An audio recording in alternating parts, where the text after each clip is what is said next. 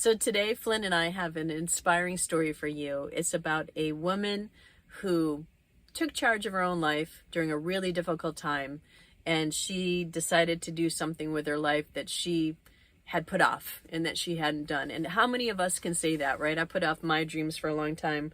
And so I'm grateful that I'm living them now, but it took me a while to get my nerve up to do that and figure things out. So this woman, her name was Mesannie Wilkins. She was 63 years old when she took off in November from Maine. Now, Maine is not a nice state to leave in November. It's even worse, of course, as you get into the winter. But that was winter. It was the start of winter anyways, for sure. So what happened to Annie that pushed her to do this? Well, let me tell you. Let me give you a little bit of background. She took care of her uncle until he passed away. And that was her last living relative. She wasn't married. She didn't have kids. So she lost him, and then her farm, their farm, was about to be taken away because of back taxes, right? So she had loss. She was about to lose her only home that she ever knew, that she was used to.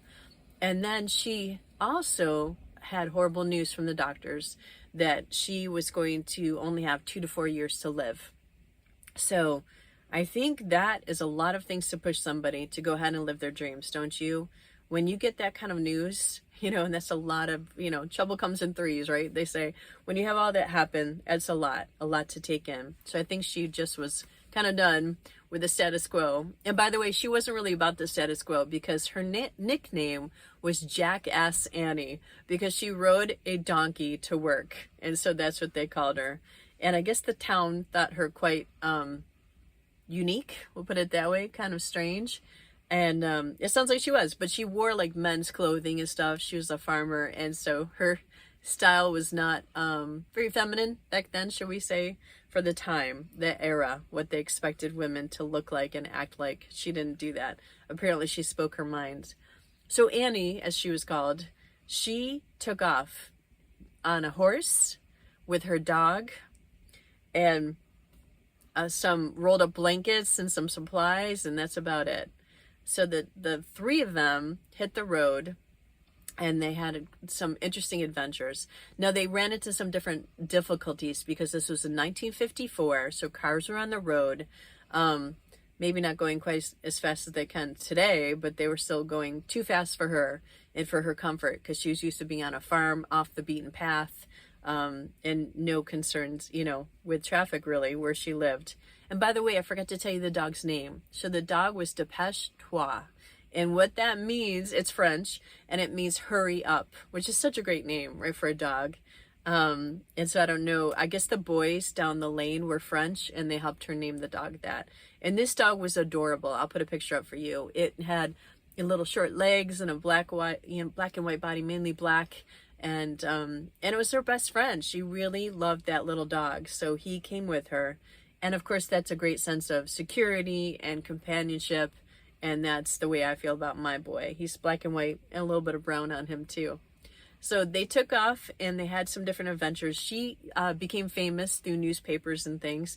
And so people actually started looking for her, which is a good thing, because there were times she really needed people to help her. And they took her in and they fed her and the dog and took care of them, gave them a place to stay.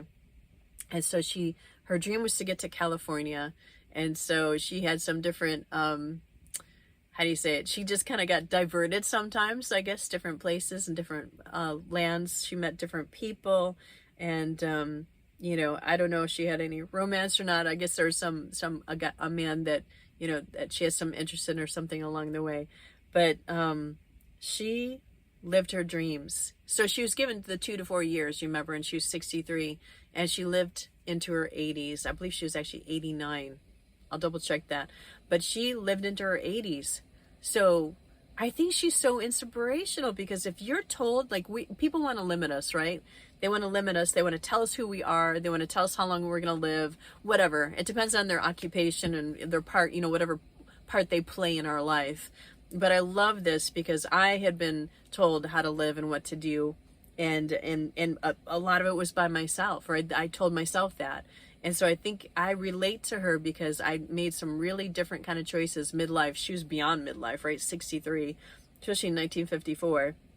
And so I have so much admiration for her and her choice to take off with her horse and her dog. And the little dog there's different little stories in the book about the things that he did, his little personality. He really loved the horse. They became friends. And then she ended up actually getting another horse, a pack horse too, to carry their stuff. And then she was given different gifts, but she couldn't always take everything with her. But it was nice to hear that she was greeted warmly in a lot of towns and a lot of places as she went. And I want to say that in modern day, now, 2025, I have found that in the last 3 years, that people have been welcoming and helpful. And some people I know probably think I'm crazy to travel as a single woman, but I don't see it that way. I'm not alone. I have a trusty vehicle. That's my horse, right? The horsepower. I don't know what it is. And I've got my trusty dog with me. And so I'm not alone. And of course, my faith is what helps with that too. But I just feel like I've been led to so many good people that have been kind to me and taken me in and helped me when I needed it. I've tried to help people along the way as well. And I think if this is if you're interested in this lifestyle, this is a great example of it from 1954, so long ago. And so it's not over. I'd say if you're 63, it's not over. I have women that are in their 60s, 70s, 80s tell me that they want to live, they wish they'd done what I'm doing, or they want to. And I'd say, I guess the health is always an issue, right? But I'd say if you're in your 40s, 50s, 60s, 70s, a lot of 70-year-olds are out there. I don't know about 80s, but who am I to limit you, right? That's between you and God. You have to figure that out. But I hope that's inspirational to you, because she really, she lived her dream and she had no regrets. And she actually went back to Maine, and the people didn't recognize her because she was dressed like a woman, ladylike, like they wanted. And so they said they actually didn't recognize her, which I think is very funny. So she, again, lived into her 80s. So don't let anybody tell you who you are, and don't tell yourself, limit yourself either, because I think God has a bigger plan for you. If this is like something that's on your heart, or something else is on your heart, I say go for it. Absolutely go for it. No matter if you've been given months or whatever to live, right? Live it up. So that is Mesannie, or Annie Wilkins. I'll put the books again in the, I don't know if I said that to you. I'll put the books in the links, like in the, not the comments, in the description. Now her book, she actually wrote a book, and it was called Last of the Saddle Tramps. And I had to look that up. I'm like, what the heck is a saddle tramp? So a saddle tramp is somebody that literally lives out of the saddle, and they travel. They're like a nomadic traveler. They're not a cowboy, so they're not a cow person, like cowboy, cow woman, whatever you'd call them. They don't take care of cattle or anything, but they are in the saddle, traveling around, going from town to town. Like they talk about tramps, and like, the ones that run or ride the trails, not the trails, the train or whatever like that. So yeah, so saddle tramps. So her book is called Last of the Saddle Tramps, and that's by her, and I'll link it, but it's hard to find. However, being a former librarian, I'll tell you this, you can get it through interlibrary loan. It might cost you a little bit of money. They might have to do it for fees or whatever, but that is a way you could read it, because otherwise, the way I saw it, it's $145 or more to buy the book, because it's kind of rare.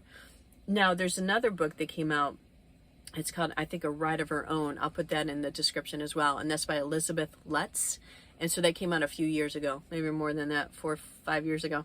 And so that is an interesting book that she talks about her life. And that's the one I borrowed from the library. So you can borrow it too for free from the library. If you have like Hoopla or Libby through your public library, check that, get yourself a public library card. You can't beat it. You can get audiobooks, you can get ebooks and read them on your phone or tablet or whatever, or your laptop. So keep that in mind. I got to put a plug in, right, for the library. That's my job in life, I think. But anyways, so that, I just wanted to share that with you. By the way, if you like dog stories like this, I have a bunch of them that I just uploaded this past weekend, and it's called Dogs Are the Best Friends Podcast, and you'll see there's a little podcast playlist if you'd like to listen to that, starting with episode 1. That is actually my sister. I interviewed her because she had never been a dog person, like crazy for the canines person like me, her crazy sister, until she got her dog Sophie. And so she has become a crazy for the canines person too. So that was actually my first guest on my podcast, was my sister. And then I met different people. Friends came on and did it. I met people through friends and other people. So there's 47 episodes you can listen to. some really interesting people doing all different kinds of dog related things. Like there's a man that he runs that Goose Masters, where they chase geese off of property, because you know geese can make a real mess and everything and be a danger actually. So I hope that you'll check that out. I will also link that here as well in the description, and I'll also put it like a little link that you can just click on and do that too. I would love it if you would share your favorite dog story. Maybe you have a little thing that you could put in the comments about it. I just love dog stories, so if you do too, I hope you'll share it. Any favorite books that you have, any favorite movies, please share it in the comments, because that's the stuff I love. I'm still learning books to read about dogs. Now, if the dog dies in the book, don't tell me about it, or you can, but say they died. I'm not going to read it. I can't handle that stuff. I'm just being straightforward with you. But if you have anything that you love, any poems, I've seen different poetry books, anything about dogs, please share that story, that poetry, that movie. Thank you. Now, Father's Day is coming up this coming weekend here in the United States, and I just wanted to do a little shout out to the men in my life that have been like fathers, or are my fathers, right? So I have an adopted dad that lives in Colorado. That dad, thank you for being my dad and for teaching me so much and sticking with me through thick and thin, some rough times. My parents used to tell me that they hoped I would have a kid like me. And so that gives you a little clue about me, the middle child, right?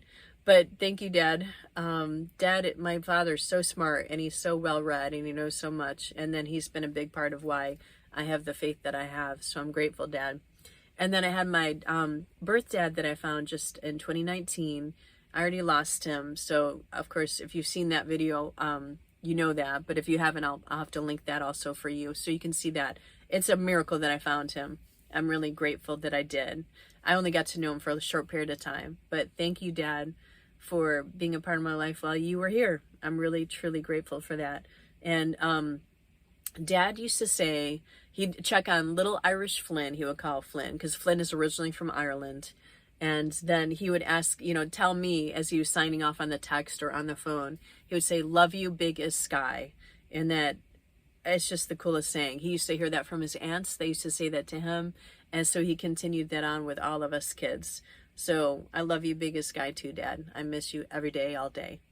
And so what I want to do too at the end of this, I'm going to put a little capture of the last text that he sent me, because it wasn't that message. It was a different one.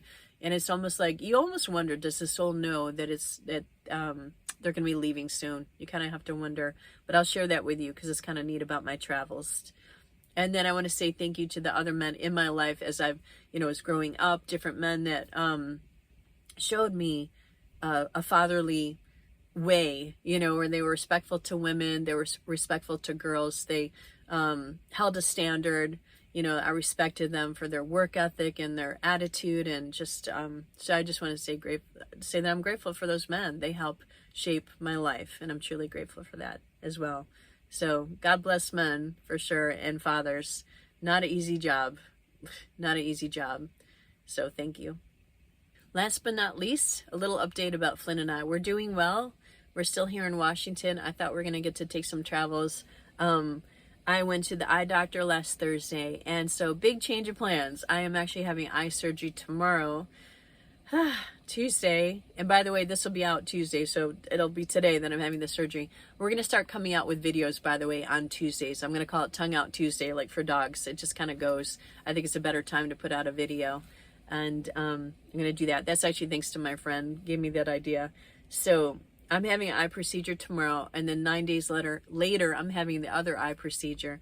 And I'm excited. It should help my vision a lot. So I'll let you know how it goes. But if you don't see a video from me for a week, that's why, because I'm kind of going through some stuff. From what I understand, I should be able to see pretty quickly and pretty well, really well, actually, after that. But I wanted to give you that update. I don't know what else to say to you. I'm just so grateful that you're here. Again, if you have any dog stories, please share them. And Flynn and I send our love. And yeah, just hug your dog today. They're a treasure. Are you a treasure?